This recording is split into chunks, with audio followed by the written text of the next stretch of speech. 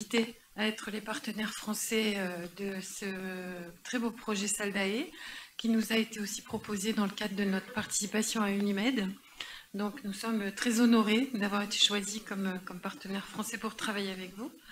Je salue donc tous mes collègues algériens et puis les collègues de Grenade et les collègues d'Unimed qui nous allons entrer en partenariat dans ce projet. Alors, l'Université Paris 8, c'est une université assez jeune qui est née après 68, en fait, qui est née le 2 mai 68. D'abord au centre expérimental de Vincennes, qui était une nouvelle manière de défendre l'université, centrée sur l'expérimentation et c'était un espèce de contre-modèle de la Sorbonne, pour aller vite, si vous voulez, et qui a ensuite, qui est devenu en 72, ce centre expérimental est devenu l'Université Paris 8, et en 1980, nous avons déménagé à Saint-Denis. Donc, parmi les grands intellectuels vous connaissez Michel Foucault, Gilles Deleuze, Hélène Cixous, féministe, ayant été l'une des premières à défendre des études de genre. Donc, l'Université de Paris 8 se caractérise, et Paris 8 est attaché à la pensée critique, à l'expérimentation, à la recherche de formation, enfin formation et recherche dans des domaines originaux, comme la psychanalyse. On a été la première université à avoir une chaire de psychanalyse, d'études de genre également, de danse. Nous sommes une université de SHS avec un une très grosse offre de formation recherche sur les arts. Tous les arts sont représentés à Paris 8. Nous sommes quasiment la seule université à avoir un département de danse aussi important et tourné vers l'ethno-danse, l'ethno-musique, les représentations artistiques des Suds, et avec des recherches quand même assez bien connues sur ces sujets. Et puis, le travail défend aussi les principes d'interdisciplinarité et d'inclusion. Par exemple, l'université Paris 8 a été, au départ, une université qui était ouverte même aux gens qui n'avaient pas le baccalauréat, et qui est complètement ancrée dans les territoires et ouverte sur ces territoires.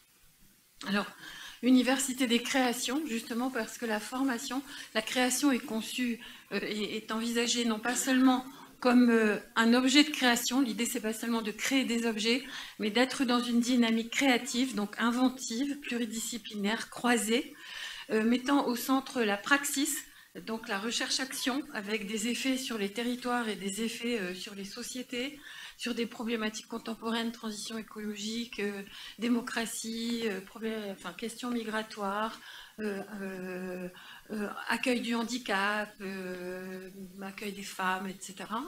Donc la formation est caractérisée par cette capacité à proposer des nouvelles formes d'enseignement. Par exemple, à Paris 8, les enseignants sont complètement libres de leur pédagogie et de leur évaluation. Il y a une maquette avec un cours, et après on propose ce qu'on veut.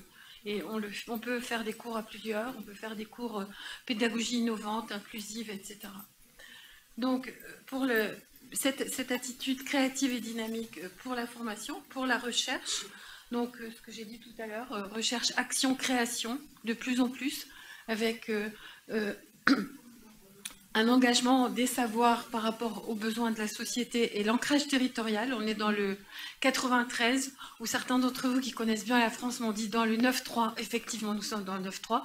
Donc, pas du tout sous l'Arc de Triomphe, Mounia, mais dans la périphérie, et donc avec des problématiques périphériques, mais tout à fait intéressantes. Et donc la recherche-action est liée à ces problématiques-là. Et par ailleurs, c'est une université qui, depuis le début, est engagée politiquement sur un certain nombre de sujets. Par exemple, j'en parlais tout à l'heure, mais on a été quasiment l'une des seules universités françaises qui s'est mobilisée un peu autant que c'était possible en France l'année dernière sur la défense sur Gaza et sur la Palestine. Et il y a une longue tradition d'engagement et de défense des libertés académiques et de défense de la liberté de penser à Paris 8. Et puis, engagement, la proposition pour nos étudiants de s'engager. Donc, on a par exemple une EC engagement. Si les étudiants s'engagent vis-à-vis des autres étudiants de l'université ou s'engagent dans les territoires, dans des choses inclusives pour le handicap, etc., ils peuvent le valider comme un EC. Donc il y a un certain nombre de possibilités de valoriser l'engagement citoyen, l'engagement pour les autres, la transversalité, la solidarité, etc., à Paris 8 pour nos étudiants. Alors, comme je le disais, on est dans le 9-3, nous sommes très ancrés, donc pas du tout sous l'Arc de Triomphe, mais très près du Stade de France, que vous devez connaître si vous suivez le foot. Nous sommes à côté, juste à côté de la basilique Saint-Denis aussi, qui est la nécropole royale. On n'a plus droit, mais on a encore leur tombeau, et donc ils sont tous là. Et puis, juste en face, des archives nationales. Et la réalité, c'est que ce territoire est en train de complètement se renouveler. Il y a plein les archives ont bougé. Il y a le campus Condorcet qui est arrivé à Aubervilliers. Donc tout cet est parisien est en train de se restructurer et Paris 8 est au centre avec d'autres universités périphériques, mais de ces restructurations qui les mettent en contact avec un territoire extrêmement intéressant, extrêmement riche. Donc vous voyez, 5e département le plus peuplé de France, croissance démographique importante, département le plus jeune de France, avec 36% de jeunes de moins de 25 ans, ce qui n'est pas du tout la moyenne nationale, ni ce qu'on voit dans d'autres universités en France. Également un lieu qui est très marqué par les apports internationaux, dans la mesure où c'est le premier département d'immigration, et c'est aussi l'un des premiers départements où il y a un certain nombre de populations émigrées qui s'installent. Et donc il y a des communautés, il y a une culture très métissée dans le 93. Donc nous avons cette réalité-là avec nos étudiants. Voilà, et donc Paris 8 est à Saint-Denis face aux archives nationales, et puis nous avons 2 autres sites, l'IUT de Montreuil qui prépare des bachelors de technologie, avec un qui s'occupe beaucoup de la gestion administrative, commerciale et gestion des organisations, et puis l'IUT de Tremblay qui est très près de l'aéroport Roissy-Charles de Gaulle et qui s'occupe de tout ce qui est génie industriel et management logistique et management des transports et qui travaille très près de Roissy en France, de l'aéroport. Alors, l'université est organisée autour de domaines disciplinaires. Donc, c'est une université essentiellement SHS, donc avec les arts, je vous l'ai dit, très gros UFR, très grosse faculté d'art avec beaucoup d'étudiants très prestigieux et avec des gens qui sont formés internationalement dans les arts. Droit, économie, gestion, lettres et langues, SHS, et un petit peu de sciences et technologies, notamment lié, alors c'est santé, on n'a pas du tout de faculté de médecine, mais c'est lié à la prise en charge du handicap. Donc on a sciences et technologies autour des techniques d'accueil du handicap et d'invention de dispositifs d'accueil du handicap. C'est organisé en 11 UFR. Alors UFR en France, c'est unité de formation recherche, c'est à peu près comme faculté, on pourrait dire c'est l'équivalent. 5 instituts, licences, 31 licences, master. BUT, ce sont les diplômes technologiques. Et puis des DU. Donc les DU en France, ce sont ce qu'on appelle des diplômes universitaires. Donc ils sont validés par le ministère, mais ils sont proposés par chaque université. C'est-à-dire ils n'entrent pas dans le processus Bologne, bachelor, master, doctorat. Ils sont présentés par l'université et ils peuvent avoir des formats différents. Donc ça peut être en alternance avec des stages et ils entrent sur des formations plus spécifiques qui ne nécessitent pas forcément que vous déployiez un master, mais qui peuvent apporter des enseignements complémentaires. Donc les masters de français langue étrangère pour étudiants exilés, c'est nous qui les avons mis en place les premiers à Paris 8 en 2013. Les violences faites aux femmes, le coaching, le DU Universitas qui est là pour les étudiants qui ont du mal à entrer à l'université, qui échouent à Parcoursup, qui ont un niveau insuffisant, donc d'accompagnement à l'entrée à l'université pour des étudiants qui ont des difficultés à entrer dans le cadre universitaire, souvent pour des raisons sociales. Donc, en chiffres, c'est une université pas très grosse, mais assez importante quand même, 22 000 étudiants, avec 14 000 en licence à peu près, 5 000 en master, enfin 5 300 en master, 1 000 en doctorat et des 1350, vous voyez, dans des diplômes, des DU, des processus alternatifs. C'est-à-dire on est très engagé à créer des formations qui s'adaptent aux besoins des étudiants dans des dispositifs qu'on essaye d'institutionnaliser ensuite.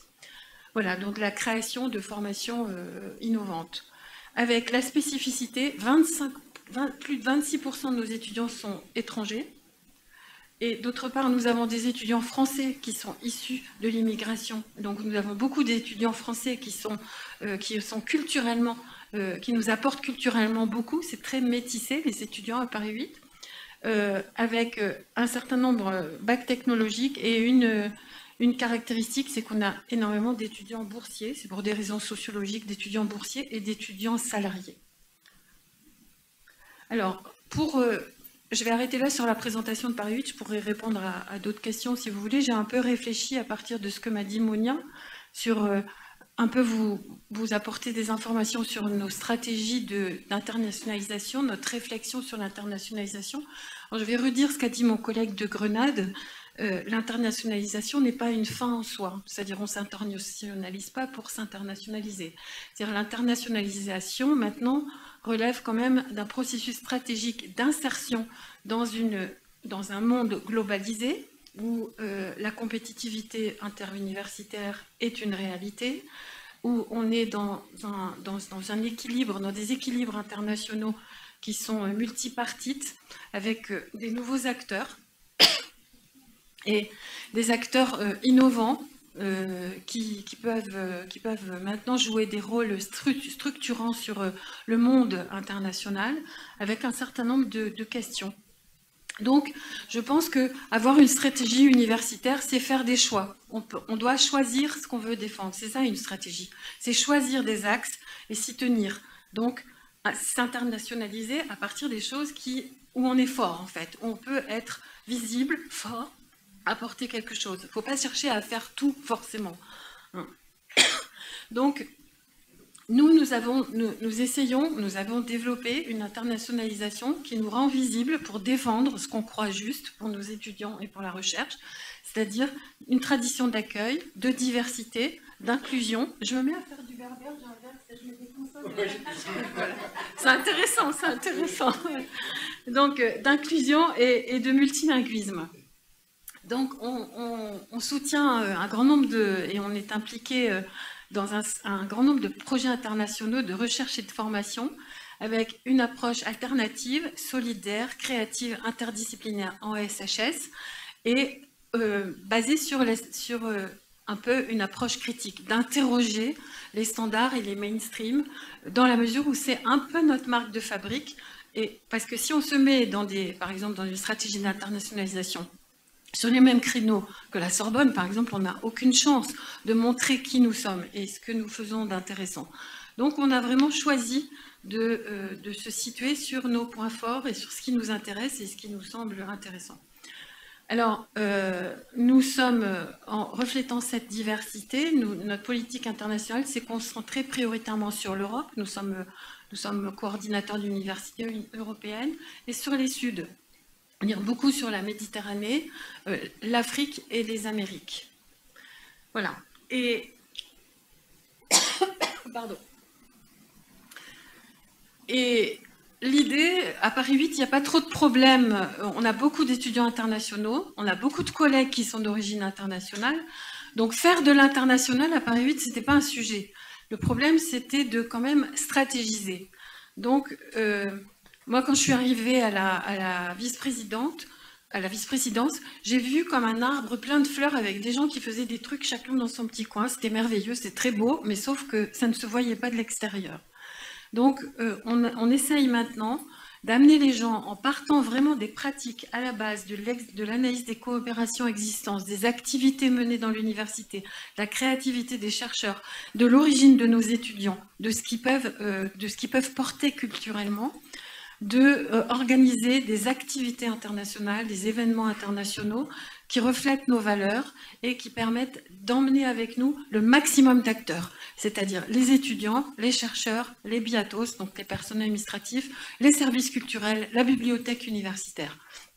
Donc, par exemple, on s'est engagé sur l'Ukraine. Donc, on a fait une semaine Ukraine avec un colloque universitaire, mais également de la danse, du théâtre, des participations étudiantes, des lectures croisées bilingues de poètes ukrainiens, etc., etc. On s'est engagé pour la Palestine, donc on a fait des moments Palestine, des concerts, du théâtre, des hommages artistiques, et puis des rencontres d'intellectuels israéliens et palestiniens. Il y a un podcast si vous voulez l'écouter.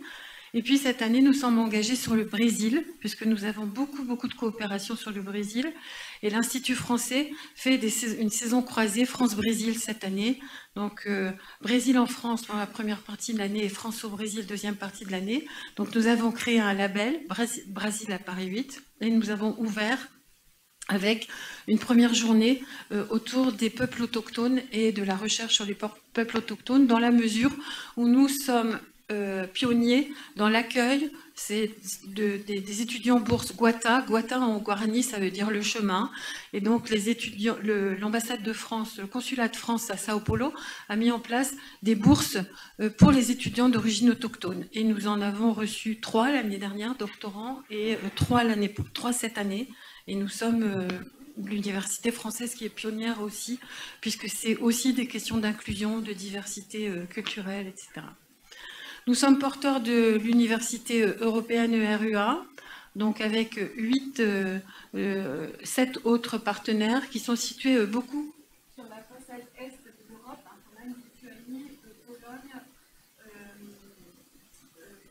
Sofia, la Bulgarie, voilà. Et donc, d'une certaine manière, quand on a fait le projet, ce n'était pas aussi stratégique que maintenant, mais maintenant c'est stratégique avec la question de la guerre qui s'est installée justement à la frontière est de l'Europe. Et nous travaillons là aussi, les universités européennes se définissent à partir de thématiques. Donc nous défendons l'esprit de la réforme et nous expérimentons, par exemple, nous avons un work package qui est en participation étudiante, c'est-à-dire il est géré par les étudiants pour projet participatif. Et ce que je peux dire, c'est que les universités européennes sont des accélérateurs d'internationalisation, très clairement, dans la mesure où ça dessine un petit espace où vous êtes obligé d'une certaine manière contractuellement de travailler internationalement, donc dans d'autres langues, avec d'autres cultures universitaires, et où on invente pour la mobilité, on invente, donc c'est un accélérateur de mobilité, un accélérateur pour les diplômes conjoints, un accélérateur, donc c'est un petit laboratoire d'une certaine manière, donc nous ça nous a beaucoup aidé, et on est tout à fait intéressé à vous donner des informations sur le fonctionnement de l'université européenne, d'autant qu'il y en a que Grenade en coordonne une aussi, Arcus, parce que les universités européennes posent des tas de questions logistique, technique, administrative sur comment on fait du commun au-delà de son cadre national. Voilà, alors tout ça est géré au service des relations internationales. Donc moi je suis en violet, donc je suis la part politique. Donc je suis enseignant-chercheur, je suis linguiste et je gère la dimension politique du service international. Et Nelly Porta est mon homologue administratif. Donc elle est administrative et elle gère le service. Donc les personnels, vous voyez, il n'y a pas de flèche. Moi j'ai un lien fonctionnel, je n'ai pas de lien hiérarchique avec les personnels. Et donc elle a un lien hiérarchique et c'est organisé en 4 pôles. Donc pôle support qui s'occupe de la logistique du service, pôle projet, pôle mobilité et pôle de l'Alliance européenne. Et ce que nous avons fait, c'est que nous avons inséré des personnels de l'Alliance européenne dans les structures de Paris 8, justement pour essayer d'implémenter notre Alliance européenne, que ce ne soit pas un espèce d'objet un peu stratosphérique qui plane au-dessus de Paris 8 en faisant des trucs en anglais, et puis donc vraiment pour essayer de l'implémenter. Voilà. Donc vous voyez, c'est quand même un gros service, quoi. Alors, en ce qui concerne les partenariats, donc, nous sommes membres de beaucoup de réseaux, donc d'Unimed en particulier, mais aussi de UA, de AIU, d'un certain nombre aussi de réseaux qui concernent la prise en charge de l'exil. Hein. Nous avons 426 accords de coopération bilatérale ou Erasmus+, avec plus de 200 universités partenaires. des thèses en co-tutelle, des diplômes en partenariat international, 4, des masters européens qui sont en préparation, notamment via l'Université européenne, donc un master sur les migrations, donc on a fait un peu de benchmark, et on va faire un master migration sur la prise en charge des mineurs, parce que des mineurs, des jeunes mineurs, parce que c'est pas via de manière interdisciplinaire par les SHS, parce que donc psychologie, sociologie, sciences de l'éducation, et avec le mineur, il y a aussi la famille, les femmes, la protection des femmes en migration, qui est un sujet qui est vu souvent sous des angles de la santé, mais pas beaucoup sous les angles SHS. Et puis, nous avons différents projets internationaux, donc des projets Erasmus+, des projets avec Capesco FECUB au Brésil, etc., etc. Et puis, 2 ERC, Horizon Europe, et 3 Marie Curie, plus chaire internationale de philosophie, chaire brésilienne, etc. Pour la mobilité des personnels, vous voyez qu'on travaille cette mobilité des personnels, donc je ne vous lis pas tout le détail, avec... je pense que c'est assez fréquent dans les universités. Il n'est pas très difficile de faire partir les chercheurs. Ils bougent assez bien en général. Ils vont dans des congrès, etc. Ils vont de chez les voisins.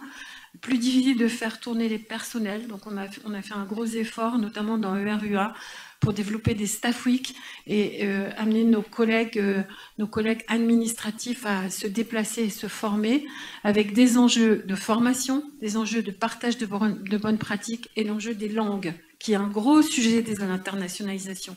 Dans quelle langue on s'internationalise? C'est un sujet, en fait, hein, de choix aussi, de choix stratégiques. Et puis, pour le bilan de la mobilité des étudiants, donc on a des étudiants en mobilité entrante qui viennent souvent par les conventions, donc Italie, États-Unis, Allemagne, Bulgarie, et puis des étudiants en mobilité sortante également dans le cadre de RUA qui vont en Italie, en Allemagne, en Espagne, en Grèce, au Canada. On a, je pense, des problématiques peut-être inversées des vôtres. C'est que nous avons beaucoup de mobilité entrante et pas beaucoup de mobilité sortante. Et j'ai compris que vous aviez l'inverse, c'est-à-dire vous avez beaucoup de mobilité sortante, peu de mobilité entrante. Voilà. Et donc, nous, on a un gros déséquilibre de mobilité sortante. On a analysé beaucoup les freins, qui sont des freins économiques, mais aussi des freins culturels, des freins...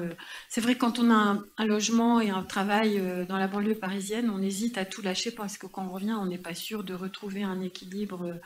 Bon, et donc, je pense que, par exemple, dans Saldae, ça peut être un sujet de travail, de bilatéralité des... Nous, on n'a pas beaucoup d'étudiants, par exemple, qui vont avoir l'idée de venir en mobilité sortante en Algérie, alors que ça peut être intéressant pour eux de venir, surtout s'ils sont issus de l'immigration. C'est une manière de réinvestir leur langue, leur culture, leur tradition culturelle, qui peut être extrêmement, comment dire, intéressante pour eux et pour vous en tant qu'université source, en fait, culturellement source. Voilà. Et puis nous avons créé des mobilités d'un nouveau type, donc des mobilités courtes, des travelling seminars, des mobilités hybrides, des mobilités où ils partent en groupe avec leurs profs, par exemple, pendant une semaine. Donc dans ce cas-là, c'est moins coûteux que de partir tout seul. Je vais à l'envers, donc ça ne va pas le faire. Pour les étudiants internationaux, je vous ai dit, ils sont 26%. Plus de 139 nationalités, langues pratiquées ou langues d'héritage. Donc des étudiants, on a beaucoup d'étudiants par exemple qui connaissent beaucoup de langues mais qui ne les parlent pas forcément couramment. Avec principale nationalité de ces étudiants qui viennent hors convention, algériens, première nationalité Paris 8, marocains, sénégalais, italiens, tunisiens, donc beaucoup d'étudiants qui viennent du Maghreb. Et nous avons en fait nous sommes en guichet unique, c'est-à-dire que les étudiants français et les étudiants étrangers sont reçus au même endroit et ont exactement les mêmes services.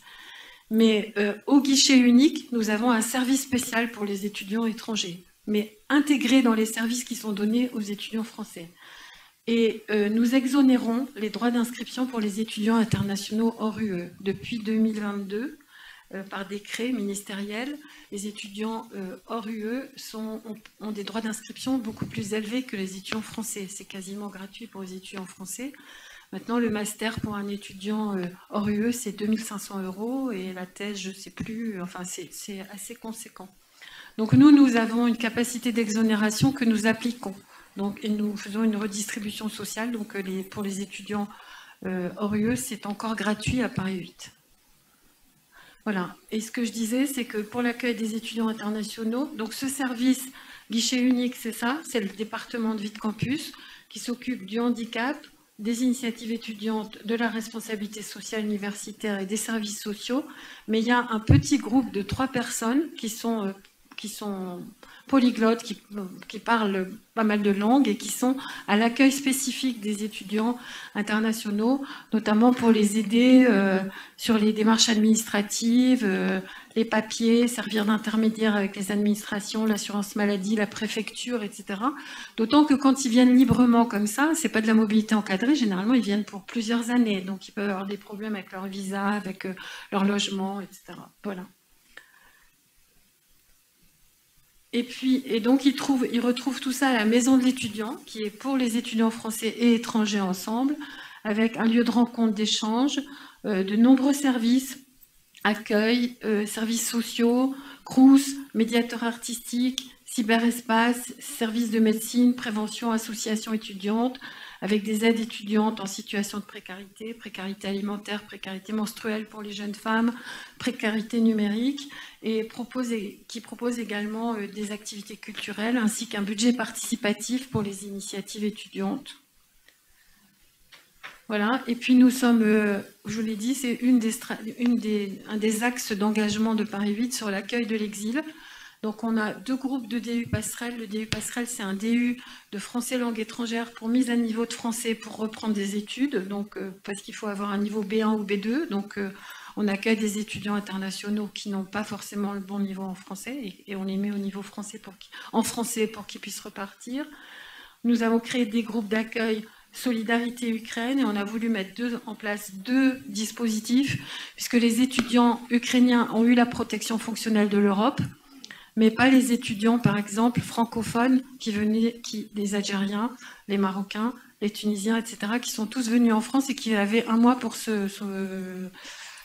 même au départ 1 semaine. Et puis, donc nous, on avait fait un groupe francophone, non francophone, et donc on a accueilli un certain nombre d'étudiants francophones du Maghreb et d'Afrique subsaharienne qui fuyaient la guerre en Ukraine et qui ne pouvaient pas rentrer.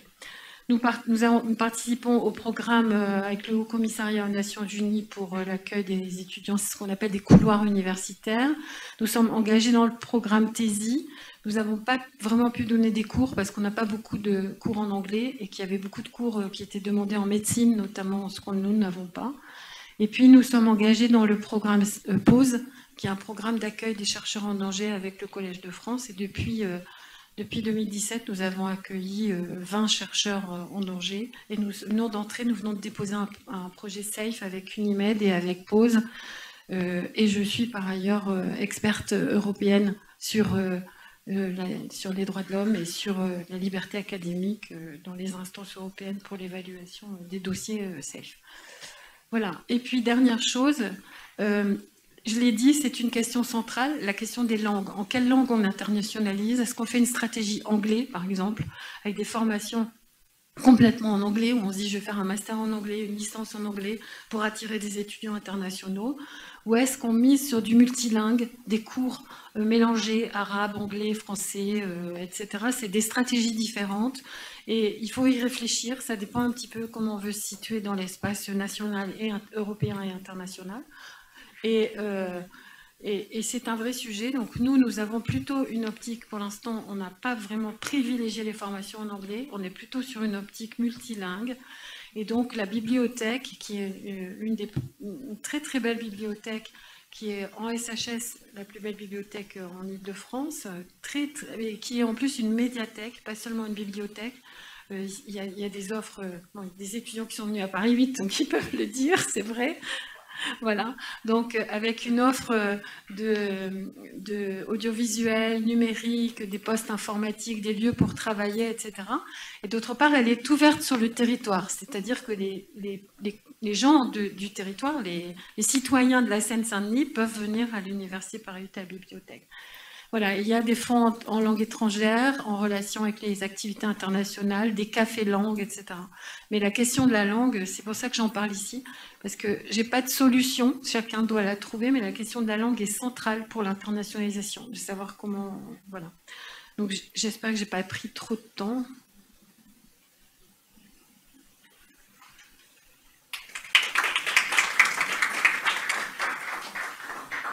Merci beaucoup, Sophie. Et je te remercie infiniment parce que tu nous as montré aussi comment